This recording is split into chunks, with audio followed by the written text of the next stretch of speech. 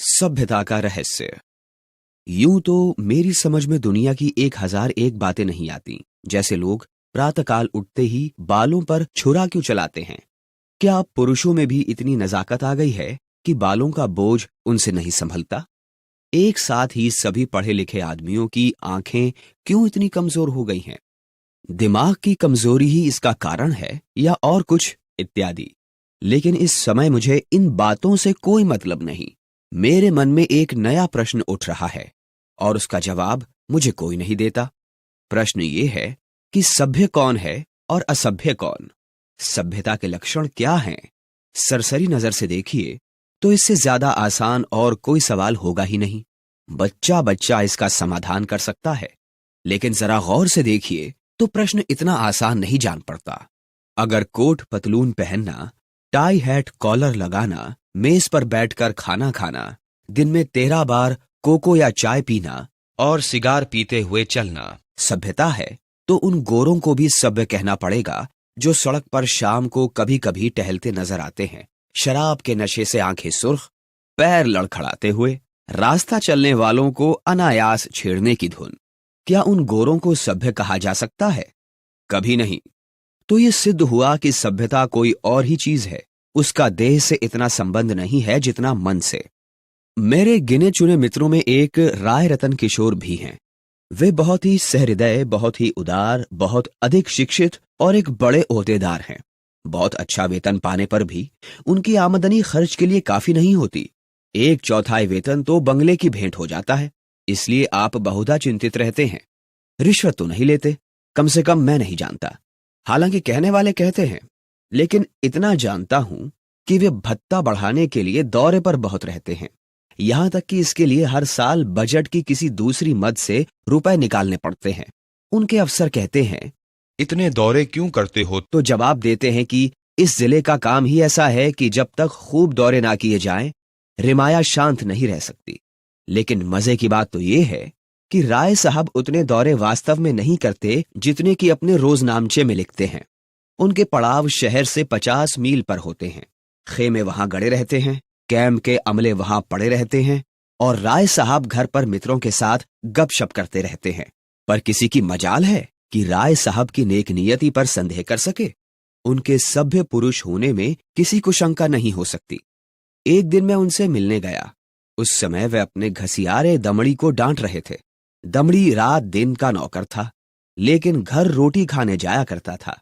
उसका घर थोड़ी ही दूर पर एक गांव में था।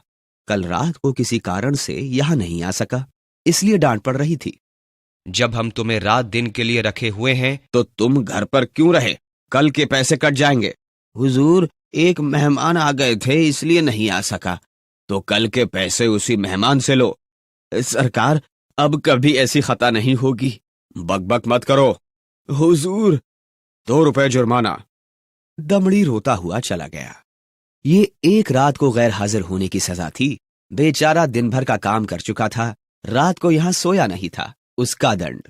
और घर बैठे भत्ते उड़ाने वालों को कोई नहीं पूछता, कोई दंड नहीं देता। दंड तो मिले और ऐसा मिले कि जिंदगी भर याद रहे, पर पकड़ना तो मुश्किल है। दमड़ी भी अगर होशियार होता तो जरा रात रहे आकर कोठरी में सो जाता। फिर किसे खबर होती कि वह रात को कहां रहा। पर गरीब इतना चंट नहीं था। दमड़ी के पास कुछ 6 बिस्वे जमीन थी, पर इतने ही प्राणियों का खर्च भी था। उसके 2 लड़के, 2 लड़कियां और स्त्री सब खेती में लगे रहते थे। फिर भी पेट को रोटियां नहीं मयस्सर होती थी। अगर सब के सब घर से निकल मजदूरी करने लगते तो आराम से रह सकते थे, लेकिन मौरूसी किसान मजदूर कहलाने का अपमान नहीं सह सकता था। इस बदनामी से बचने के लिए 2 बैल बांध रखे थे। उसके वेतन का बड़ा भाग बैलों के दाने चारे ही में उड़ जाता था। ये सारी तकलीफें मंजूर थीं, पर खेती छोड़कर मजदूर बन जाना मंजूर नहीं था। किसान की जो प्रतिष्ठा है वह कहीं मजदूर की हो सकती है, चाहे वह रुपया रोज ही क्यों ना कमाए। किसानी के साथ मजदूरी करना इतने अपमान की बात नहीं। द्वार पर बंधे हुए बैल उसकी मान रक्षा किया करते हैं, पर बैलों को बेचकर फिर कहां मुंह दिखलाने की जगह रह सकती है। राय साहब के इजलास में एक बड़े मार्के का मुकदमा पेश था। शहर का एक रईस खून के मामले में फंस गया था। उसकी जमानत के लिए राय साहब की खुशामदें होने लगी। इज्जत की बात थी। रईस साहब का हुक्म था कि चाहे रियासत बिक जाए, पर इस मुकदमे से बेदाग निकल जाऊं। डालियां लगाई गईं, सिफारिशें पहुंचाई गईं, पर राय साहब पर कोई असर नहीं हुआ। रईस के आदमियों को प्रत्यक्ष रूप से रिश्वत की चर्चा करने की हिम्मत नहीं पड़ती थी। आखिर जब कोई बस नहीं चला तो रईस की स्त्री ने राय साहब की स्त्री से मिलकर सौदा पटाने की ठानी। रात के 10 बजे थे। दोनों महिलाओं में बातें होने लगी। 20,000 की बातचीत थी।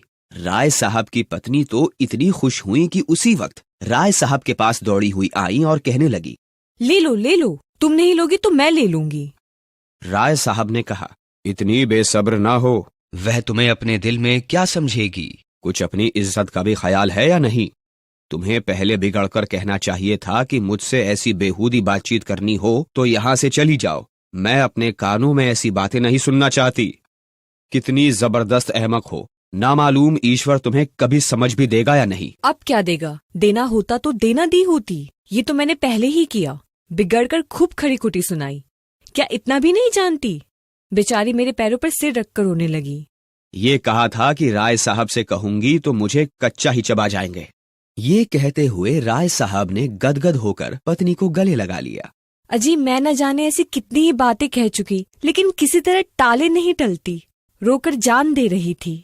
उससे वादा तो नहीं कर लिया? वादा? मैं तो रुपए लेकर संदूक में रखाई। नोट थे। हाँ, मालूम तो ऐसा ही होता है। मुझसे कहा तक नहीं और रुपए लेकर संदूक में दाखिल कर लिए। अगर किसी तरह बात खुल जाए तो कहीं का ना रहूं। तो भाई सोच लो, अगर कुछ गड़बड़ हो तो मैं जाकर रुपए लौटा दूं। फिर वही हिमाकत। अरे अब तो जो कुछ होना था हो चुका। ईश्वर पर भरोसा करके जमानत लेनी पड़ेगी। मैंने दिल में ठान लिया था कि अब इस मामले में हाथ न डालूंगा, लेकिन तुम्हारी हिमाकत के मारे जब मेरी कुछ चलने भी पाए। मैं जाकर लौटाई देती हूँ। और मैं जाकर जहर खा लेता हूँ। इधर तो स्त्री पुरुष में ये अभिनय हो रहा था, उधर दमड़ी उसी वक्त अपने गांव के मुखिया के खेत से जुआर काट रहा था। आज वह रात भर की छुट्टी लेकर घर आया था। बैलों के लिए चारे का एक तिनका भी नहीं है। अभी वेतन मिलने में कई दिन की देर थी। मोल ले ना सकता था।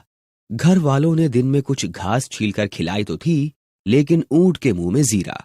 उतनी घास से क्या हो सकता था? दोनों बैल भूखे खड़े थे। दमड़ी को देखते ही दोनों पूंछ खड़ी करके हुंकारने लगे। जब वह पास गया तो दोनों उसकी हथेलियां चाटने लगे। बेचारा दमड़ी मन महसूस कर रह गया। सोचा, इस वक्त तो कुछ हो नहीं सकता। सवेरे किसी से कुछ उधार लेकर चारा लाऊंगा। लेकिन जब 11 बजे रात उसकी आंखें खुली तो देखा कि दोनों बैल अभी तक नांद पर खड़े हैं। चांदनी रात थी। दमड़ी को जान पड़ा कि दोनों उसकी ओर अपेक्षा और याचना की दृष्टि से देख रहे हैं। उनकी वेदना देखकर उसकी आंखें सजल हो आईं। किसान को अपने बैल अपने लड़कों की तरह प्यारे होते हैं। वह उन्हें पशु नहीं, अपना मित्र और सहायक समझता है। बैलों को भूखे खड़े देखकर नींद आंखों से भाग गई। कुछ सोचता हुआ उठा, हंसियां निकाली और चारे की फिक्र में चला। गांव के बाहर बाजरे और जवार के खेत थे। दमड़ी के हाथ कांपने लगे, लेकिन बैलों की याद ने उसे उत्तेजित कर दिया। चाहता तो कई बोझ काट सकता था, लेकिन वह चोरी करते हुए भी चोर नहीं था। उसने केवल उतना ही चारा काटा जितना बैलों को रात भर के लिए काफी हो। सोचा, अगर किसी ने देख लिया तो उससे कह दूंगा बैल भूखे थे इसलिए काट लिया। उसे विश्वास था कि थोड़े से चारे के लिए कोई मुझे पकड़ नहीं सकता। मैं कुछ बेचने के लिए तो काट नहीं रहा हूं। फिर ऐसा निर्दयी कौन है जो मुझे पकड़ ले? बहुत करेगा, अपने दाम ले लेगा। उसने बहुत सोचा। चारे का थोड़ा होना ही उसे चोरी के अपराध से बचाने को काफी था। गांव के लोग दमड़ी को चारा लिए जाते देखकर बिगड़ते जरूर, पर कोई चोरी के इल्जाम में ना फंसाता। लेकिन संयोग से इलाके के थाने का सिपाही उधर जा निकला। वह पड़ोस के एक बनिए के यहां जुआ होने की खबर पाकर कुछ ऐंठने की था में आया था। दमड़ी को चारा सिर पर उठाते देखा तो संदेह हुआ। इतनी रात गए कौन चारा काटता है? हो न हो कोई चोरी से काट रहा है। डांट कर बोला, कौन चारा लिए जाता है? खड़ा रह। दमड़ी ने चौंक कर पीछे देखा तो पुलिस का सिपाही। हाथ पांव फूल गए। कांपते हुए बोला, हुजूर, थोड़ा सा ही काटा है, देख लीजिए। थोड़ा काटा हो या बहुत, है तो चोरी। खेत किसका है? बलदेव महतो का। सिपाही ने समझा था शिकार फंसा, इससे कुछ ऐठूंगा, लेकिन वहां क्या रखा था? पकड़कर गांव में लाया और जब वहां भी कुछ हत्ते ना चढ़ता दिखाई दिया तो थाने ले गया। थानेदार ने चालान कर दिया। मुकदमा राय साहब के ही इजलास में पेश किया। राय साहब ने दमड़ी को फंसे हुए देखा तो हमदर्दी के बदले कठोरता से काम लिया।